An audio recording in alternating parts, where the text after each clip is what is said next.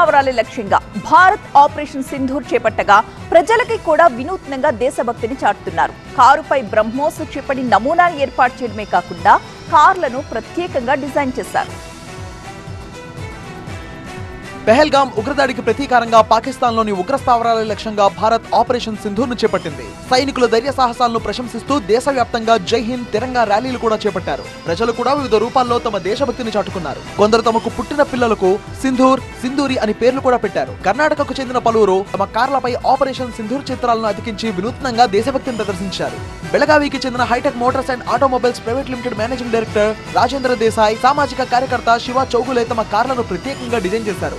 వాహనాలకు ఓవైపు wing commander Vyomika Singh photo, మరోవైపు కల్నల్ సోఫియా ఖురేషి ఫోటోను అతికించారు. బ్రహ్మోస్ క్షిపణి నమూనాను రాజేంద్ర దేశాయ్ తన కారుపై అతికించారు. ప్రస్తుత ఈ వాహనాలు అందరి దృష్టిని ఆకర్షించాయి. ఆపరేషన్ సింధూర్ లో భాగంగా మే 7, 2025న తెల్లవారుజామున 25 నిమిషాల పాటు వ్యవధిలో నిర్వహించిన ఈ ఆపరేషన్ లో 9 కీలక ఉగ్ర స్థావరాలు ధ్వంసం అయ్యాయి. 100 మందికి పైగా ఉగ్రవాదులు హతమయ్యారు. భారత వైమానిక దాడులో పాకిస్తాన్ వెన్నులో వణుకు పుట్టించాయి. పెహల్గామ్ బాధిత కుటుంబాలకు ఇది భారత సైన్యం చేసిన న్యాయమని నిందించాయి త్రివిధ దళాలు.